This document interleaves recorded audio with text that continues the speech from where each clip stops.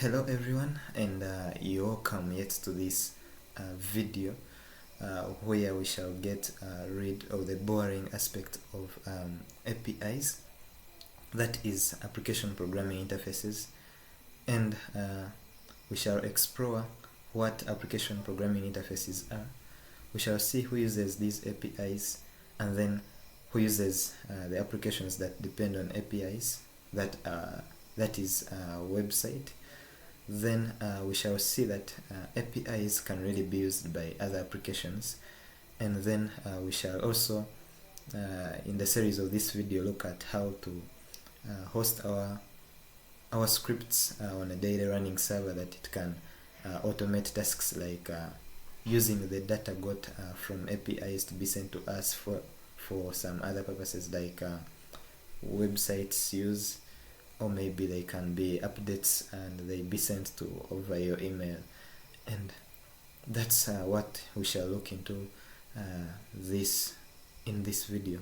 So let's get into, and what we are going to do right now to understand this better, we shall write a script that we shall use to fetch some data from an API and then be able to use that data for some different purposes. So before we get to that far, I would like to show you a real example of an API, and also a real example of a website. So an API is, let me first get newsapi.org, and let me make sure that that my internet is working right now. So I want to first show you what an API is. For example, we have this API that gives us data about different sites, maybe data and news about Tesla. Specifically, these are news, so they are news about different categories of things, like Tesla, like business news, finance, like we are seeing right now. So this data is structured in a way that it is understood by computers, and as humans we understand the data that is given to us in this format. Maybe if I visit Google News, I can see that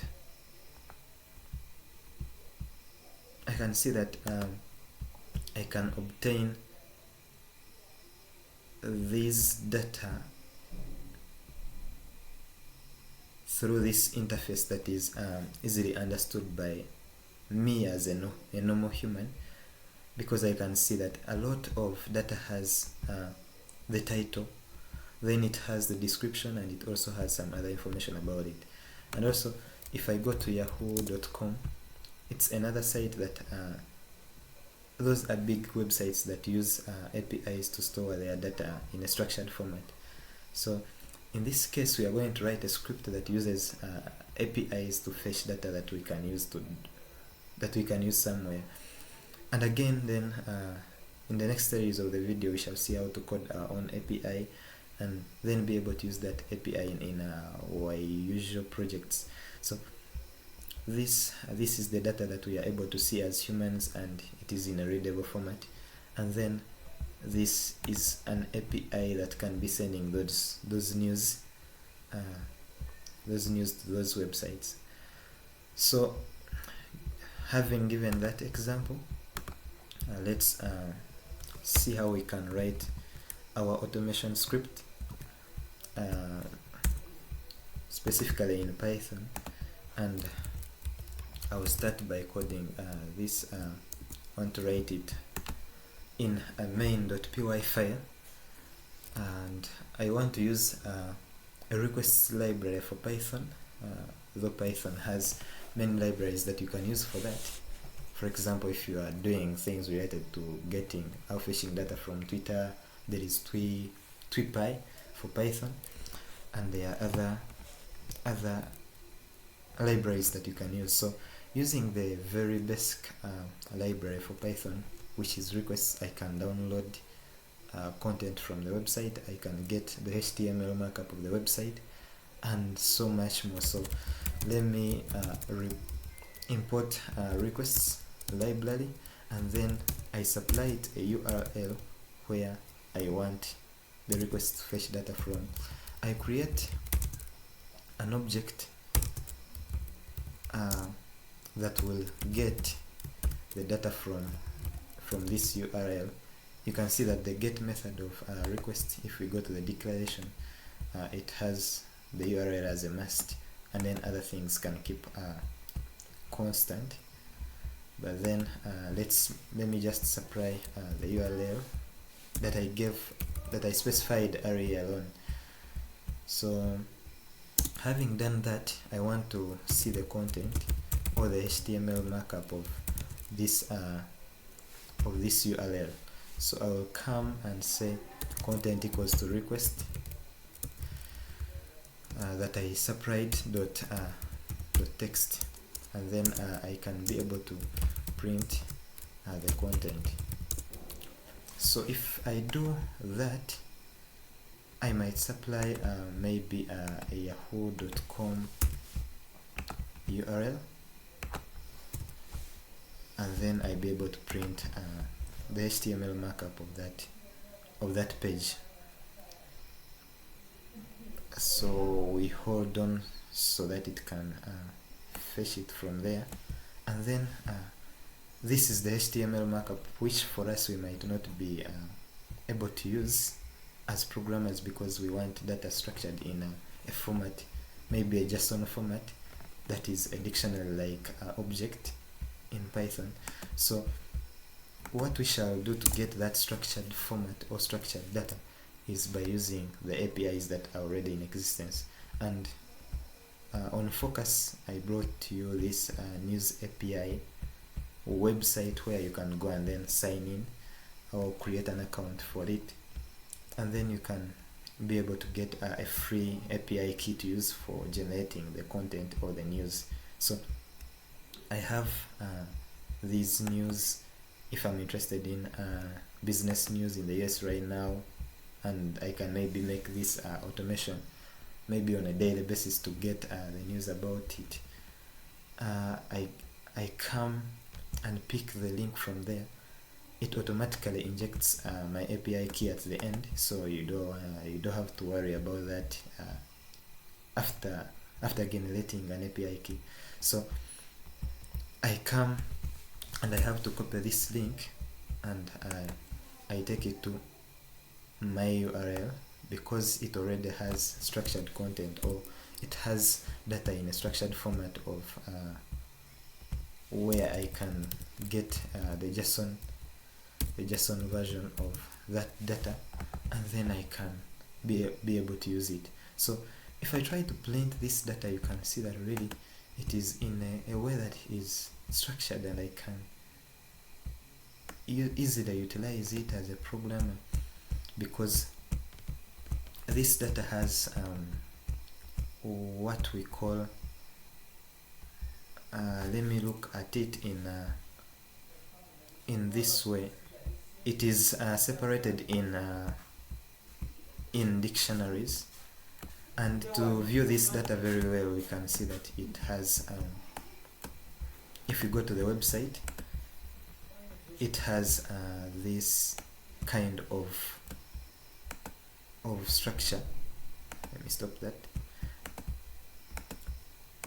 which is a JSON format of data, and then we can be able to loop through this dictionary or this data.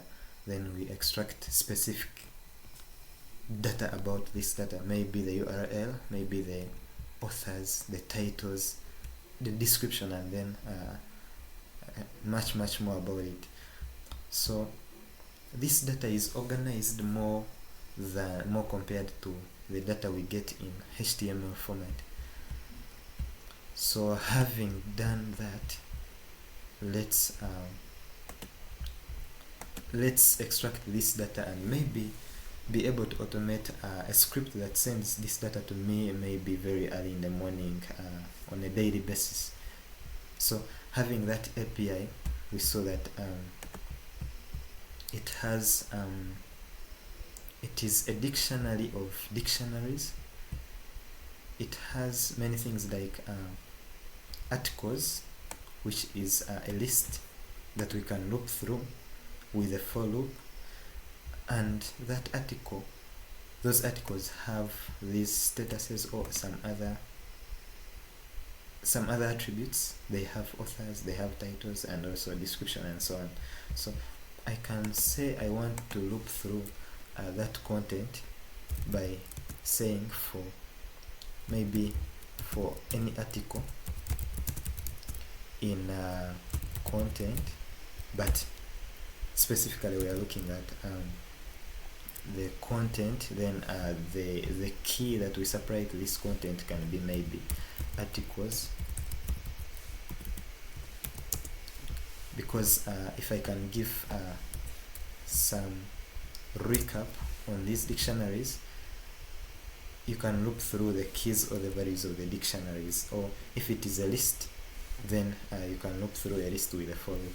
If you're not comfortable with dictionaries, you can also tap on, you can get there and to YouTube, because there are other videos I made myself about if you come across,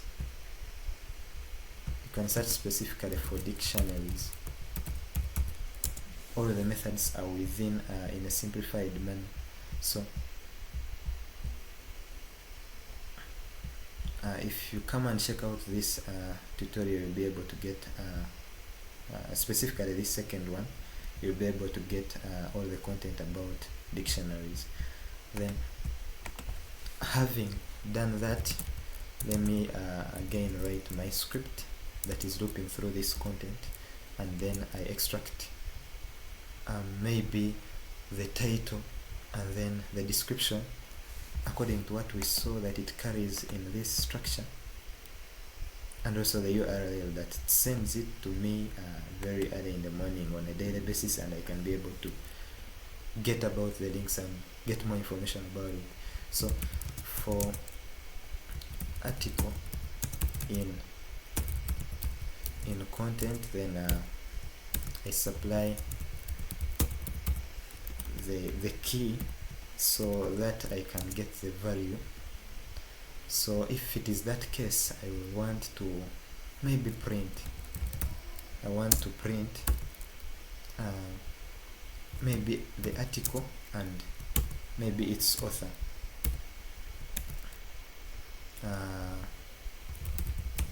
If I print the article and then its author, let me first get rid of this, and then I see what I have printed in my terminal. I can see that all the authors of these articles are listed here. So I can make use of this data because it is in a structured format. So I want to pick this data and then I'll be able to send it using via email. So I want to first write a script for the sending the email, and that I have already written it, and to get more highlights about it, it's the video that I have already explained deep in my past videos, which you can also get from my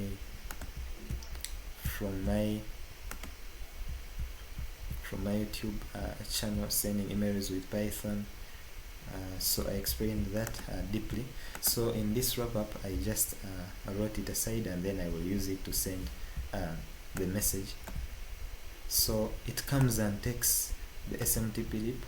Let me also share these links in the description or around this video. It takes use of these libraries, and then it is taking the parameter of message, for which the message will be this body that is got out of these articles on a daily basis, and then it sends it to me. So for article, in content of articles, then I want to build a body around this article. The body will be the message. Maybe let me call it message body, and I say at first it is empty, then I want to come and add on it, but for it to become empty, let me first not to be empty, let me first supply a subject, because this will be an email message that will have to first take in a subject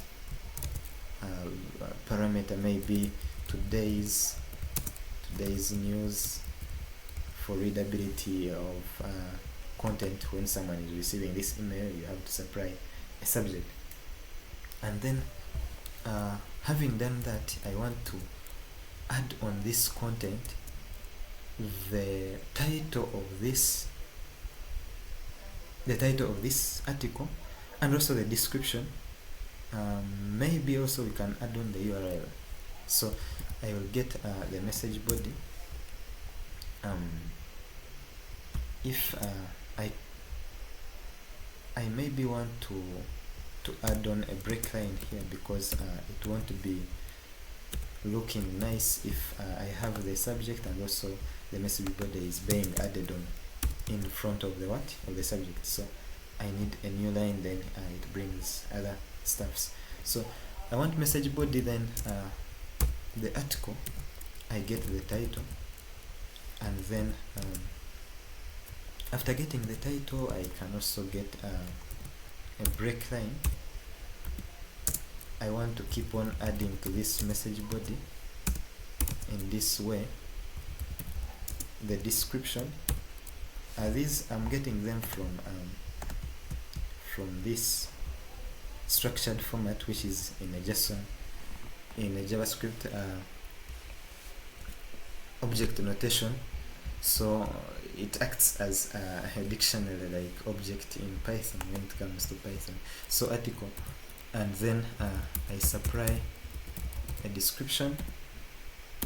So this description, you can also add on a break line, and I supply a URL. So I'm breaking this line, I'm breaking this down because I don't want us to get confused somewhere. So that's why I'm keeping on adding on to message body for the script not to be long, according to Python standards of writing code that is readable.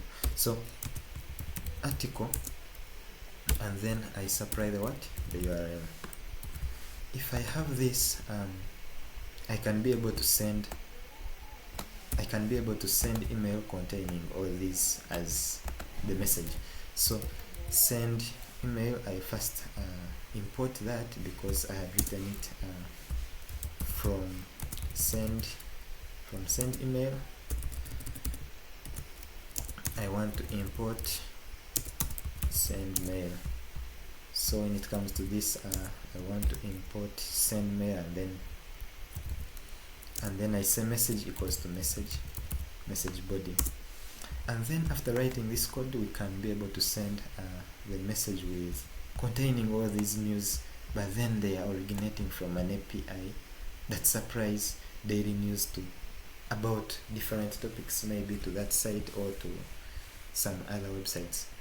So you can see that APIs are apps that are used by other apps, in short.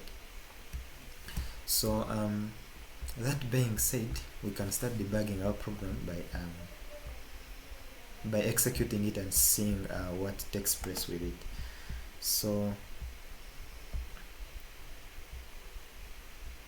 I can see that I have this encoding problem. It is not readable at the moment. So this, I have to first encode this message body into something like a UTF-8, because UTF-8 is easily readable here, and UTF-8. Having done that, I again run my script and see what it gives me.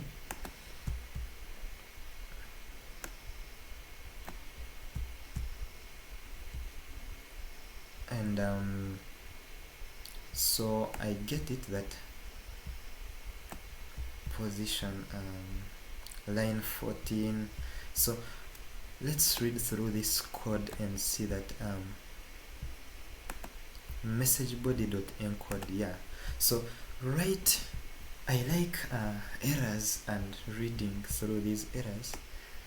This means that we encoded the message but we didn't store it in we just encoded it but we had not stored it, so it went with the area message body in memory. So another thing we can get rid of is we can get rid of finding that maybe some news had empty titles, they had null titles. So we can also make this an if statement. If article then maybe title, the title of that of those news, where if it is not none, then execute this script, add on to our message body. Then if it is none, don't add on this body. So that's a line that I add there for purposes of avoiding those errors. And I want to first clear all this, and then we will run our program. So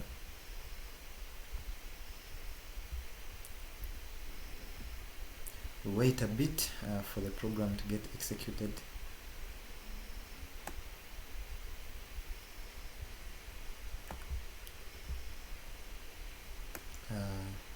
As it is taking its time, maybe fetching the data from the API, and then so it is done, and I had written my send email like it is using this username and password, then the receiver will be of this email. So we have to check and see if something has been sent to that email. So I want to come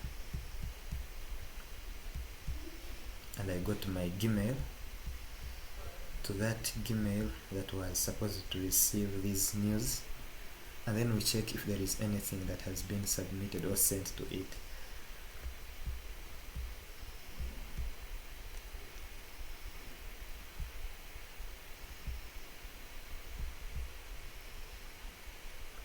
Sorry about that internet connection not being fast. So those are internet connection issues, and sorry for that. So having resolved them, I went to this Gmail account, and then I want to execute this script and see if it is now sending emails about this specific content that is gotten by APIs.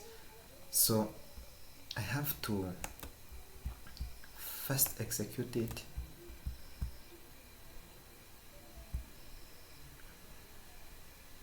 and then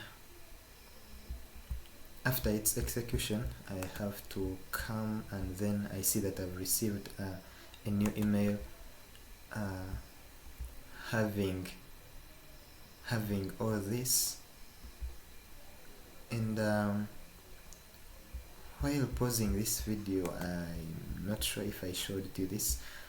This is the language. If you don't specify this, the language will be if you don't add on and sign language equaling to en, it will not specifically bring you news in English language. So that is something you have to add on. And again, another thing, in our email we receive, we see that they are just compact, and we are not sure if this link is for this for these news, or if it is for others. So we can add on some break lines after the message body, after the URL. So we can say you add maybe 2 spaces, 2 times the break lines. so that we receive a clear email that is readable. And also this was put there because I'm slicing. It can be a lot of news. Take for instance 2000 articles of news, so I sliced these ones to become 10 or to become 11. They can be let me just add on 10, that is from 0 to 9, so that I receive that amount, those amounts of news daily. Or they can be 5 or any reasonable number of years that you can use. So on executing this script, I'll find that I should get an email that has clear readable format emails. So if I go back, I can see that this is the email I've just received 0 minutes ago, and it is now separated, and I can just click on this and I read Tesla, about Tesla. So I want us now to transfer these scripts to an online server that is that can send us these news on a daily basis. So we shall use pythonanywhere.com to host these scripts. So on reaching there, you can, if you haven't created an account, create it, and then you log into your account. You'll have that dashboard, the consoles, and maybe space for files where we can create directories and files. So in this case, I will create a directory of send mail where I want to store my 2 files that I've written in Python, so that they execute and then send us emails on a daily basis at some time maybe. So I have to upload APIs node.txt, main.py, and also send mail, main.py, and also send email.py. And then I'm not seeing this coming up. Let me re-upload it, main.py. So having done that, you just copy the path of where you want to execute these files, and then when you come to tasks, you set the time. Let me just first clear that automation that I had before. You type in Python, then the version of Python you are using, then the path to your script that you want to execute at some time. You can set it maybe for purposes of testing out things. Let's first put 18, maybe 42, and then we put the path to our main Python file. So if I refresh this server, I see it's still on 41. So on 1842 we should be able to see an email being sent to us. So it is daily, automated, so you can have Python for automation, and then that's when you are using these. So let's check out and see if we have received another email. We can see that 2142 received again this email. So that's what I had for you today. You can talk to me about more about application programming interfaces. Give me more insights as we are learning, and it will be interesting for us to cope up with in this section. So thanks for following along, and have a nice time.